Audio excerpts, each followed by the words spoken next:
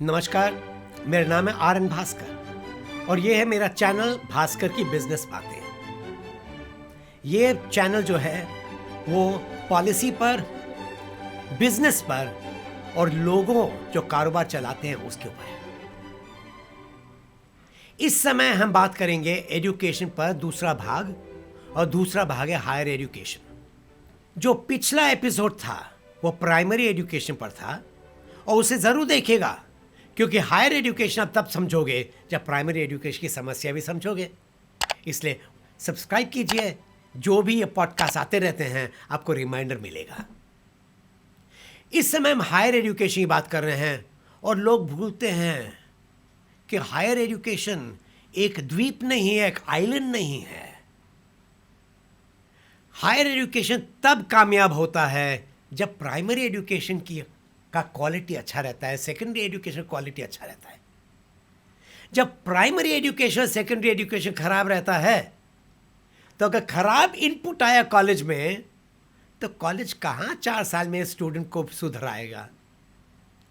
अगर इनपुट खराब रहा तो आउटपुट भी खराब रहेगा, और खराब आउटपुट का मतलब है कि उसे नौकरी नहीं मिलेगी। इसीलिए जब हायर एजुकेशन की बात करते हैं, सबसे पहले याद रखो कि हायर एजुकेशन तब सफल रहेगा जब आप क्वालिटी ऑफ इनटेक पर ध्यान दोगे। पर अपनी सरकार, और जो मैं कहता हूं ये इस सरकार की नहीं है, पर पिछले सरकार की भी बात कर रहा हूं। हर एक सरकार ये चाहता है कि लोगों को मालूम नहीं पड़े अपना एजुकेशन कितना खराब है। एक उदाहरण लीजिए, दुनिया में स्कूलों की तुलना के लिए एक नया रैंकिंग चालू हुआ है, वो है कॉल्ड पीसा रैंकिंग, PISA। स्कॉलिस्टिक एप्टीट्यूड की जो रैंकिंग है वो पीसा करती है। इंडिया ने लास्ट टाइम पीसा रैंकिंग्स में शामिल हुआ 2009 में, और 2009 में यह मालूम पड़ा कि इंडिया की रैंकिंग थी 72 और प्रतियोगिता थे 73। इसका मतलब है इंडिया नंबर 2 था, पर नीचे से। इंडिया उसी समय हर एक नेता कहने लगा यह विदेशी खेल है, हम पीसा में भाग नहीं लेंगे, क्योंकि उनको रैंकिंग नहीं चाहिए, तुलना नहीं चाहिए। फिर जब मोदी सरकार वापस आई तो उन्होंने कहा हमें पीसा में शामिल होना है, और यह निर्णय लिया गया कि 2019 में जब पीसा होगा तो हम शामिल होंगे। पर जब पीसा आया हम शामिल नहीं हुए, कारण हम भूल गए। पर एक और रैंकिंग है हायर एजुकेशन की, और वो उसे कहते हैं QS रैंकिंग्स। ग्लोबल यूनिवर्सिटीज, पूरे विश्व में वो यूनिवर्सिटीज को रैंक करती है। जो पहले 10 रैंक से इंडिया उसमें नहीं है। अच्छा, भूल जाओ, चाइना को देखिए। चाइना 20 और 50 के बीच में है, उनके यूनिवर्सिटीज 20 और 50 के बीच में आते हैं। अच्छा चलो, चाइना को छोड़ो, इंडिया की बात करो। इंडिया 145 के बाद में आता है। इंडिया इतना पीछे है और विश्व गुरु कैसे रहा? आपको विश्व गुरु बनना है तो पहले 10 में आ जाओ ना। पर तकलीफ यह है कि सरकार के पैसे हैं, वो मंत्रियों पर जाते हैं, मंत्रियों के गाड़ी पर जाते हैं, मंत्रियों के घर पर जाते हैं, पर स्कूलों में नहीं, यूनिवर्सिटीज में नहीं, टीचर्स पे नहीं। इसीलिए अपनी हायर एजुकेशन की स्टेट है बहुत खराब है। एक और नंबर लीजिए। इंडिया कहता है कि हम एजुकेशन पर खर्चा करते हैं लोगों को बढ़ाने के लिए। आप सभी एडवांस कंट्रीज को देखिए, वहां कम से कम 10% GDP का एजुकेशन पर खर्चा किया जाता है। इंडिया के आंकड़े 4% से 6% है। वो अपने GDP जिसके ऊपर वो बहुत अपना सीना तान कर दिखाते हैं, हम नंबर 3 बनेंगे दुनिया में। अरे वो GDP कम से कम 10% तो खर्चा करो। आप दुनिया में सबसे मजबूत देश बनने वाले हैं, उतना तो खर्चा करो एजुकेशन पर आप उस पर खर्चा नहीं कर रहे हो। वो ठीक नहीं है। आप एक और नंबर देखो, हायर एजुकेशन में इंजीनियर्स आते हैं, डॉक्टर्स आते हैं और जनरल स्टूडेंट्स आते हैं, कॉमर्स के, आर्ट्स के, साइंस के। डॉक्टर्स की स्थिति देखो, इंडिया में 1000 लोगों के लिए हमारे पास एक डॉक्टर भी नहीं है, उससे कम है। बाकी देशों को देखो अपने बाजू में, आपके पास जर्मनी के लिए 4 है, आपके पास 2 पर हर 1000 लोगों के लिए आपके पास 2 डॉक्टर्स हैं। यूएसए और सिंगापुर के लिए में, चाइना में 2 है, मलेशिया में 2 है, पाकिस्तान एंड श्रीलंका के पास हमारे से ज़्यादा डॉक्टर्स हैं हर 1000 लोगों के लिए। अरे हमने पाकिस्तान को भी पार नहीं किया। अभी जब लोगों को विद्या नहीं मिलती है, वो लोगों के पास डॉक्टर नहीं है, तो आप स्वास्थ्य कैसे बढ़ाओगे देश का? आपके पास बहुत अच्छा स्कीम है, आयुष्मान भारत भवा। आयुष्मान भारत अच्छा स्कीम है, तो उसके लिए डॉक्टर की जरूरत है। अगर डॉक्टर नहीं है तब कैसे काम करोगे?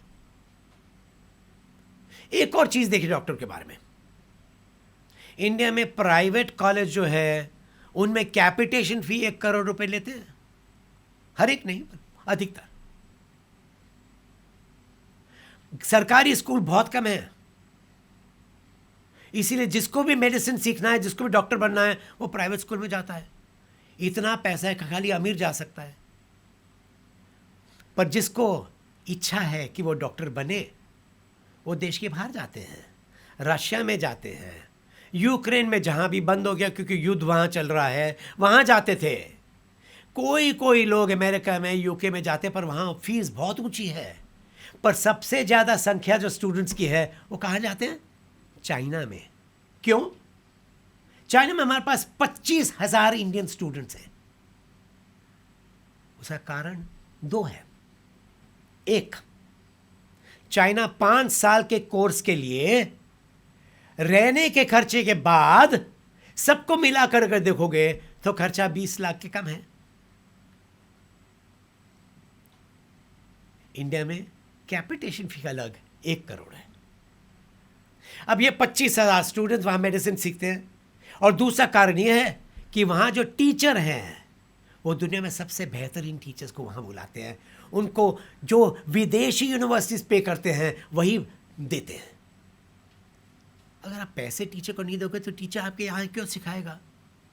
अगर मेरे स्कूलों में मैं अपनी टीचर्स की तनख्वाह कम रखूंगा तो सबसे जो दिमागी लोग हैं वो दूसरे जॉब्स में जाएंगे, टीचिंग में नहीं जाएंगे। टीचिंग में वही जाएंगे जिनके पास और कोई चारा नहीं है।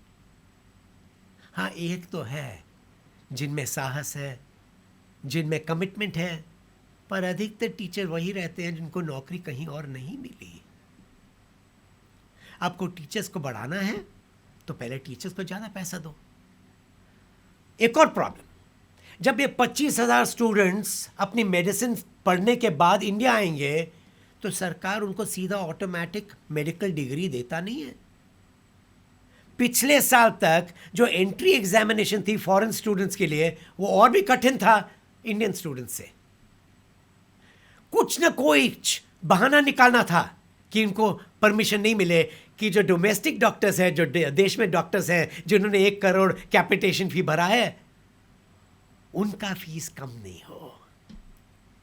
सुप्रीम कोर्ट कहता है डॉक्टर्स की फीस कम करवाओ, पर जब आदमी ने 1 करोड़ भरा है उसको तो वसूली चाहिए ना, वो अपने चार्जेस तो बढ़ाएगा।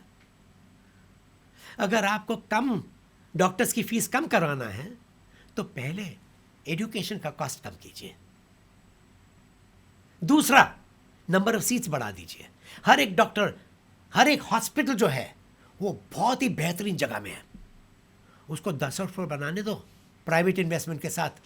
प्राइवेट इन्वेस्टर को लाओ अमीर पेशेंट्स को संभालने के लिए। आपके पास इतने ज़्यादा रूम्स बन गए, इतने ज़्यादा बेड्स बन गए। जितने ज़्यादा बेड्स बनते हैं उतना प्रैक्टिस स्टूडेंट्स को मिलता है, क्योंकि स्टूडेंट्स क्लासरूम में थोड़ा सीखता है, बाकी सब तजुर्बे से आता है, पेशेंट्स को देखने से।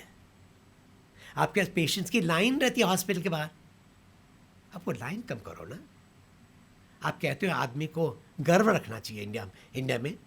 गर्व का मतलब है क्यू में खड़ा रहना नहीं। गर्व का मतलब है जब मैं बीमार हूँ कोई डॉक्टर मुझे देख सके और कम पैसे में मेरा इलाज कर सके। एक बीमारी एक परिवार को बिल्कुल खत्म कर देती है। इसीलिए जब सरकार कहती है विकसित भारत, जब सरकार कहती है आत्मनिर्भर भारत, आत्मनिर्भरता और विकसितता नहीं आएगी जब तक आपके पास एजुकेशन है, जब तक आपके पास स्वास्थ्य है। इसके लिए मतलब आपको डॉक्टर्स चाहिए, उसका मतलब है आपके पास गुड क्वालिटी एजुकेशन भी चाहिए। एक और चीज़ पर ध्यान दीजिए, अपनी IITs सबसे बढ़िया इंजीनियरिंग कॉलेज है, पर IITs भी 143 रैंकिंग के बाद ही आते हैं। एक बार IITs बहुत ही अच्छे स्कूल से, सरकार ने नंबर्स बढ़ाए, संख्या बढ़ाई, ज़्यादा IITs किए, पर खर्चा करने के लिए तैयार नहीं थी। एक उदाहरण, जब IIT शुरू की गई थी हर एक स्टूडेंट को एक रूम दिया गया था। फिर अचानक आपने एनरोलमेंट कैपेसिटी बढ़ाई पर IITs को पैसा नहीं दिया, तो हर एक हॉस्टल में स्टूडेंट्स को 2 स्टूडेंट्स एक कमरे में बिठाए। नंबर्स बढ़ाते गए, पैसा नहीं खर्चा किए, आज IITs में 3 स्टूडेंट्स एक कमरे में। अभी IIT साधारण कोर्स नहीं है, काफ़ी कठिन कोर्स है, काफ़ी पढ़ाई करना पड़ता है। और जब 3 स्टूडेंट्स एक साथ रूम में रहते हैं, मुझे पढ़ना है 12 बजे तक, किसी और को उठना है 4 बजे उठ पढ़ाई करता है। अब तीनों के टाइमिंग्स अलग है, तो तीनों के नींद का समय, पढ़ने का समय, काफ़ी रुकावट होती है। सरकार ने सोचा इसके बारे में? अपने मंत्रियों के लिए, अपने ब्यूरोक्रेट्स के, अपने ऑफिसर्स के बहुत शानदार बिल्डिंग्स बनाए। अरे हॉस्टल बनाओ ना IIT के लिए। स्टूडेंट्स को भी थोड़ी डिग्निटी दो। अगर स्टूडेंट्स के पास डिग्निटी नहीं है, वो कैसे बड़ा आदमी बनेगा? आत्मनिर्भर भारत मतलब कि स्टूडेंट्स को डिग्निटी दो, टीचर्स को डिग्निटी दो, पर टीचर्स को डिग्निटी नहीं दी जाती है। टीचर ने कुछ भी कहा तो बड़ी जलूस निकलती है टीचर के लिए, टीचर को मारा जाता है, टीचर का चेहरे पर काला रंग डाला जाता है, उसकी बेइज्जती की जाती है। दूसरे देशों में देखो, टीचर और डॉक्टर को कोई नहीं मारता है। सरकार कहती है लोगों को, ये लोगों का प्रॉब्लम है, सरकार का प्रॉब्लम नहीं है। गलत। सरकार कानून बनाती है, सरकार एनवायरनमेंट बनाती है। एक और एग्जाम्पल लीजिए, आप केरल का आदमी लीजिए, कलकत्ता का आदमी लीजिए, अपने खुद के राज्य में ठीक तरह काम नहीं करता है, इंडस्ट्रीज पर स्ट्राइक करता है, पर जब वो आदमी इंडिया छोड़कर दुबई जाता है तो इंडियन वर्कर सबसे बेस्ट वर्कर रहता है। आदमी वही, काम वही, खाली बदला है एनवायरनमेंट, खाली बदला है कानून, न्याय। वो सरकारी काम है। मत कहो कि लोगों का कसूर है, लोगों को कसूर नहीं है, ये सरकार का कसूर है। क्योंकि सरकार को ऐसा सिस्टम बनाना चाहिए जहाँ लोग ठीक तरह काम कर सके, देश की प्रगति होगी।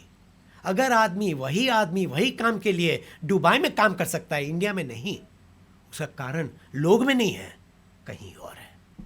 एक और उदाहरण लीजिए, इस देश में सबसे बड़ा NGO है प्रथम, और प्रथम हर साल सर्वे करता है स्कूलों में और ये देखता है बच्चों का क्वालिटी क्या है, कितना पढ़े हैं, कितना अनपढ़ रहे हैं।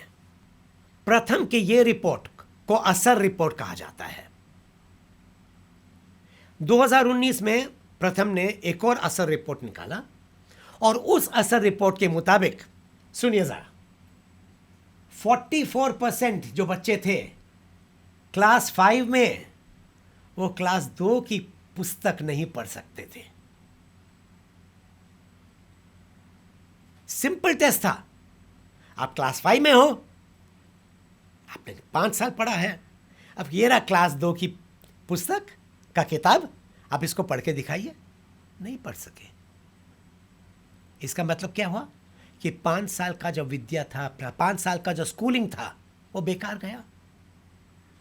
वो 5 साल में लड़का बाहर कुछ और सीख सकता था, स्कूल ने उसे बर्बाद कर दिया है। अब वो कहीं भी नौकरी आसानी से नहीं प्राप्त कर सकेगा। प्राइमरी एजुकेशन, हायर एजुकेशन, विद्या, डॉक्टर्स, ये सभी साथ जाते हैं लोग को मजबूत बनाने के लिए।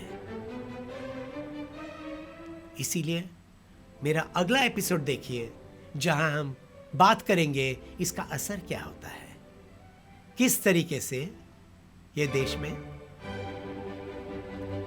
कम एजुकेशन, कम डॉक्टर से